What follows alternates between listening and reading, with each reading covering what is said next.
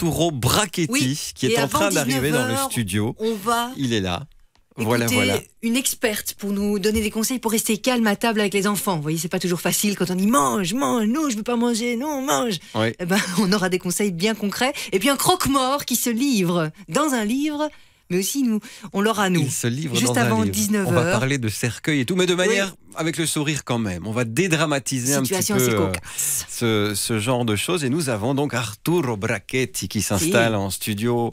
Bonsoir et bienvenue ici. Vous allez bien ? Oui. Vous êtes installé ici en Belgique pour une grande tournée promo. Oui, et je serai bientôt avec le spectacle dans un mois et quelques. Comédie Magic Show, vous l'aviez déjà présenté l'année dernière ici en Belgique. Non, en Belgique jamais, c'est une première. On a fait Paris pendant 4 mois au théâtre de gymnase et puis on a fait Palais Royal cette année. Donc.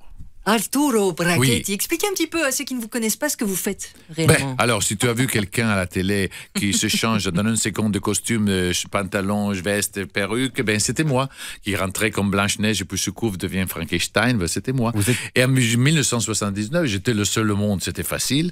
Maintenant, il y a des gens qui me copient, mais je suis encore le prophète de cet art de la mort. Vous êtes originaire de la région de Turin en Italie. Oui, Turin. Et la région de la Nutella, du Martini, etc. Des bonnes choses. Des belles voitures aussi. Oui. Et en fait, c'est l'Italie qui est vraiment la mère patrie du transformisme de votre art. Parce que le tout premier était italien, je crois. Oui, c'était en 1500 et quelques. C'était Giovanni Gabrielli sur la place publique de Bologne. Il faisait un spectacle de transformation en se changeant de masque. Harlequin, Polichinelle et tous les personnages qu'on voyait dans les théâtres à l'époque. Et à la fin, il demandait l'argent, pas seulement pour lui, mais pour les 2 enfants. Et l'aîné de ses enfants, c'était Scapino. Donc Scapin, qu'il est devenu le plus grand comédien du siècle plus tard, et Molière, bien sûr, il a pris l'inspiration pour faire les Fourberies du Scapin.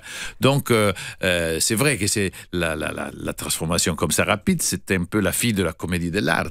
On voyait Harlequin se jeter dans une malle, et puis le créditeur, le patron, il arrivait, alors, sors de ma main, et boum, et c'était Polichinelle à sa place, parce que le costume, il était préparé dans la malle. Donc, c'était ça, les secrets très, très simples de l'époque. Et pour vous, comment c'est venu? C'est quoi? C'est l'amour du tissu, l'amour de la robe? Non, parce que j'étais en séminaire. Oui. Alors, j'étais en séminaire à 11 ans, et c'est mon grand bonheur qu'à 13 ans, il y avait un prêtre qui faisait les tours de magie, qui m'a appris les tours de magie. Oui. Alors, tu dis, oh là là, le vampire dans le couvent. Mais non, c'était assez normal de voir le théâtre, le club du théâtre, aussi le club de l'illusionnisme. Il faut pas oublier que le premier livre au monde sur la magie a été écrit par un jésuite en 1550. Quel historien, c'est assez impressionnant. Oui, moi, j'ai plein de CD-ROM dans ma tête. Mais j'aime beaucoup parler de ce que j'aime bien. Même de la physique quantistique, si on peut sortir des arguments. On va rester dans les robes. Oui, mais c'est le changement. Ouais. Ceci dit, vous étiez séminariste, et à quel moment vous avez perdu la foi, l'envie de devenir curé alors? C'était pas la foi, mais à 18 ans environ, bien sûr, je me changeais déjà, je me déguisais pour faire les tours de magie parce que j'étais très timide. Ouais. Mais quand même, j'avais une clé pour sortir la nuit en cachette. Vous faisiez le mur du séminaire alors? Ah oui. Oui. Moi et le prêtre, tu vois, on était, parce que lui aussi, il avait les supérieurs, le pauvre. Et alors, lui aussi, il était supposé rester à dormir là. Mais nous, on avait la clé et on sortait par la porte derrière du séminaire et on allait au club de magiciens, avoir un film, etc., etc. Alors, cette espèce de liberté constipée qu'on avait dans le séminaire, ça me coinçait beaucoup. Alors, c'est pas pour la chasteté, c'était pour la liberté, la manquance de liberté. C'est assez incroyable ça, parce que je savais pas du tout que vous aviez fait le prêtre, en sortant du séminaire, il m'a dit, écoute, si t'as pas la vocation religieuse, c'est pas un problème. Tu as la vocation de faire rêver les gens ou de les faire sourire, poursuis ta vocation. Et moi, je vis toute ma vie encore maintenant comme une mission. Et c'est pour ça pour ça que je me suis habillé en noir. C'est pas seulement pourquoi. Parce que c'est pour ça que j'ai fait la diète, toutes ces choses qui sont un peu fatigantes, mais pour le spectacle. Mais oui, c'est pour pouvoir faire votre métier. Et c'est quoi votre truc alors pour changer de robe en une demi-seconde? Alors, est-ce que tu fais l'interview à monsieur Coca-Cola, tu lui demandes qu'est-ce qu'il a mis dans sa bouteille? Non, alors. Attendez, oui. Oui, moi, tu le dis, mais tu le dis pas. Voilà.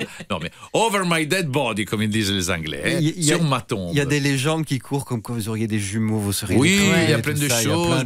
Tu sais, même les choses, les gens, tu te mets les habits un sur l'autre. Alors, je fais des numéros dans lesquels je suis à poil, et tout de suite après, je suis habillé réhabiller complètement de la tête aux pieds pour surprendre justement les détracteurs. Il y a des gens qui se disent vous avez une jumeau, alors que mon frère, le vrai, le pauvre, il me ressemble même pas du tout. Il a la barbe et tout.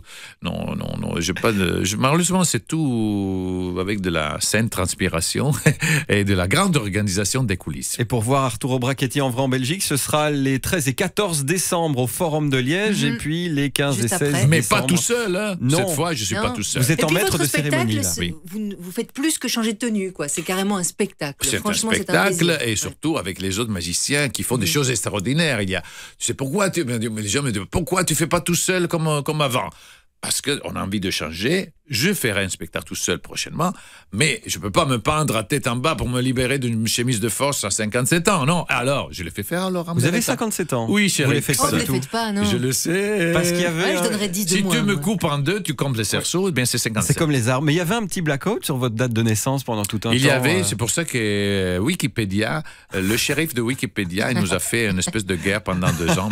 Mais bon, j'ai accepté mon âge et je dis maintenant que je fais 57 ans. En plus c'est assez bien parce que les cheveux, je les ai encore toutes, la couette elle est bien Ils tiennent raide bien, ils sont malgré bien l'âge. durs, Alors oui. écoute, je me plains pas. Arturo Brachetti, notre invité encore pour plusieurs minutes dans le 5 à 7. N'hésitez pas à poser vos questions. Arturo, en français ou en italien, c'est comme vous voulez, par SMS au 3063 Même en sur la allemand. page. Ouh là Ah oui là. Ouf. Eine bisschen. Jawohl. Jawohl. Sur la page Facebook de l'émission 5 à 7 Vivacité RTBF.